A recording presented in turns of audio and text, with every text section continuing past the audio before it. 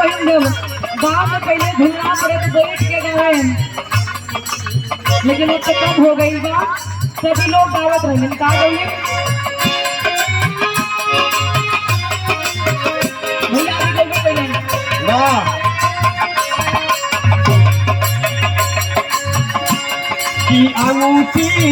दिल करा मोरे रजाओ नग जलवाई होते पाला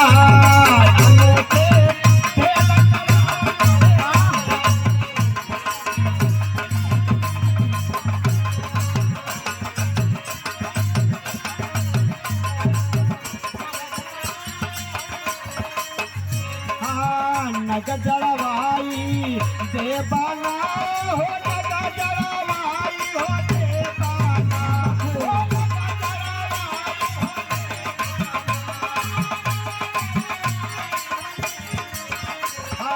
अंगूठी दिल करा मोरे रजाओ नग जलवाई हो देवाना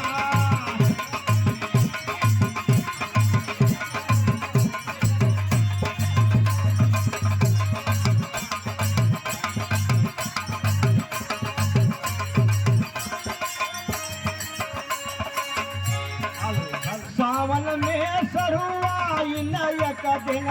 सावन में सरुआई नयक दिन अपने घर बनवैना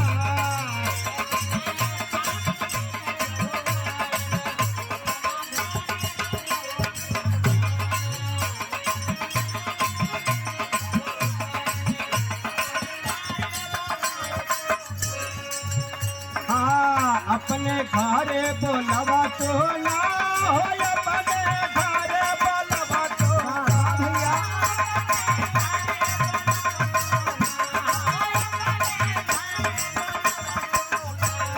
सावन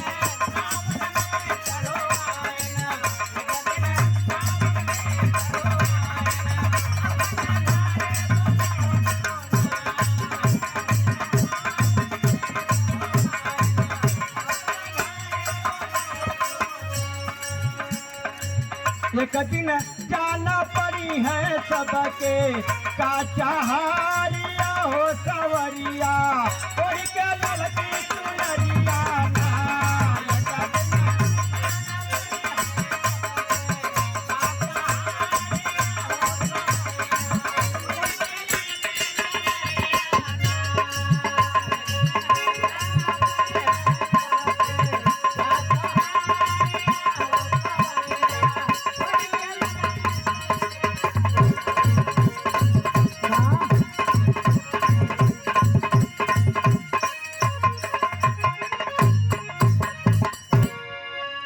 अच्छा कहे नाचब ना, लेकिन गायकपुर कह दे वाह आजमगढ़ कहे ना ए भैया ले ले कजरी ले ले।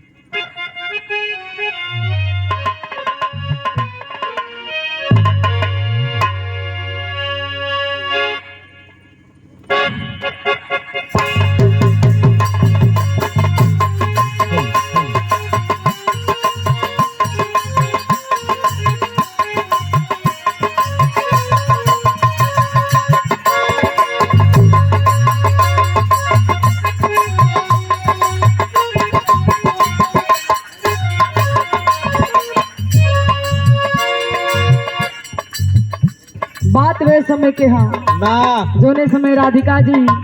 भगवान कन्हैया के याद करत है, बड़ा सुंदर प्रसंग सुने के मिलल गोदना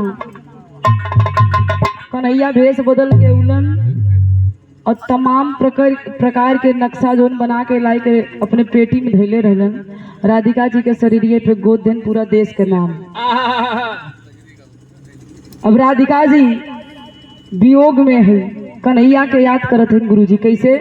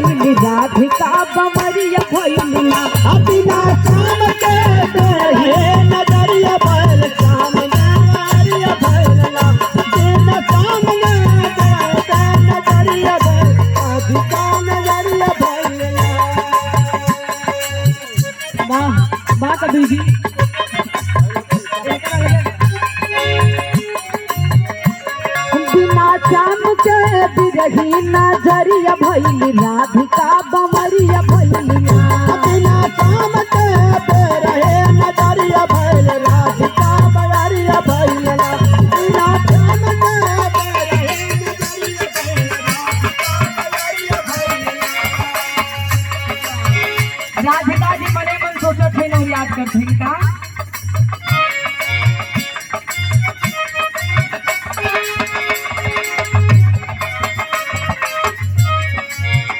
जब से गई बनवारी जब से गई बनवारी रोग सखिया याद सारी रोग सखिया याद सारी रोग सखिया याद सारी रोग सखिया याद सारी रोग सखिया याद सारी जब से गई बनवारी रोग सखिया याद सारी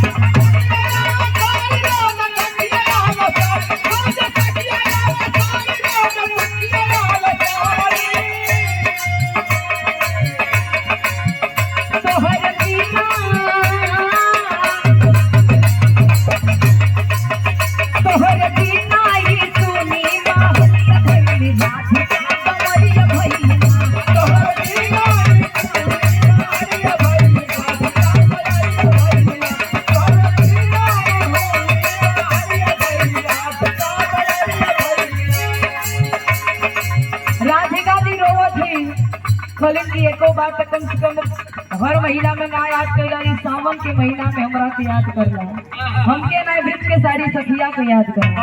कलिन का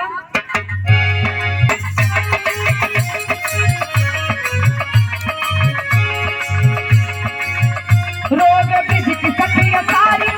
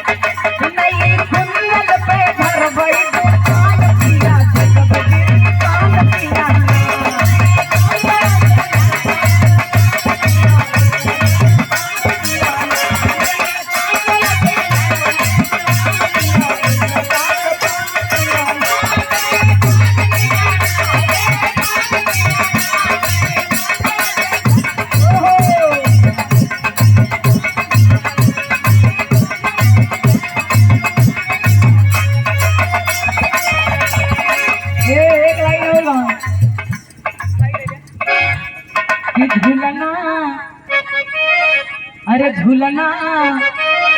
झूलना बंद करा बनवारी हम घर मारी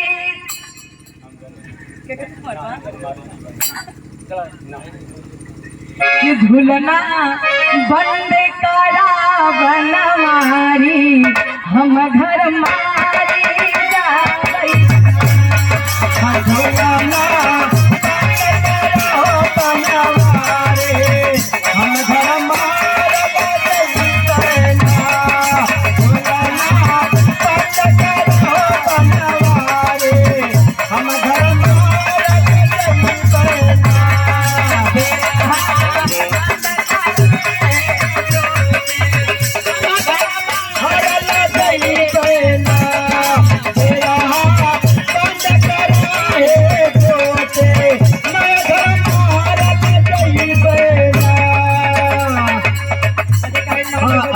तय पहारा पाके चिनावा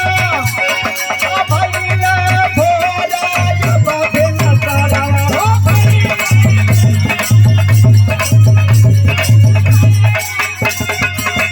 शायद भैया तकलीफ समझाता ही बंद कर देना घर मार और नहीं दोबारा हुम करी और ये देखिए शानदार गलतियां जो कैले पागल आप लोग भगवान हुआ इनके बात पे आप लोग मत आई हाँ आप लोग क्षमा करे के कष्ट करी हाँ अंतिम और आखिर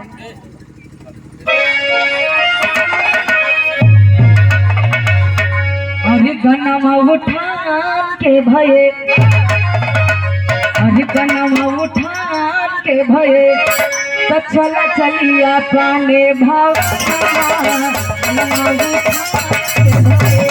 हे चला चलिया पाने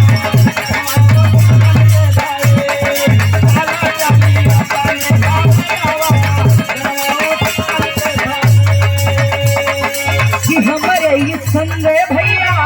अरे बिरहा करवलन ज्योति के प्रतापगढ़ से यहाँ बुलवलन कि बिरहा उठान के भये अरे राकेश भैया से खूब गवावलन गनमा उठ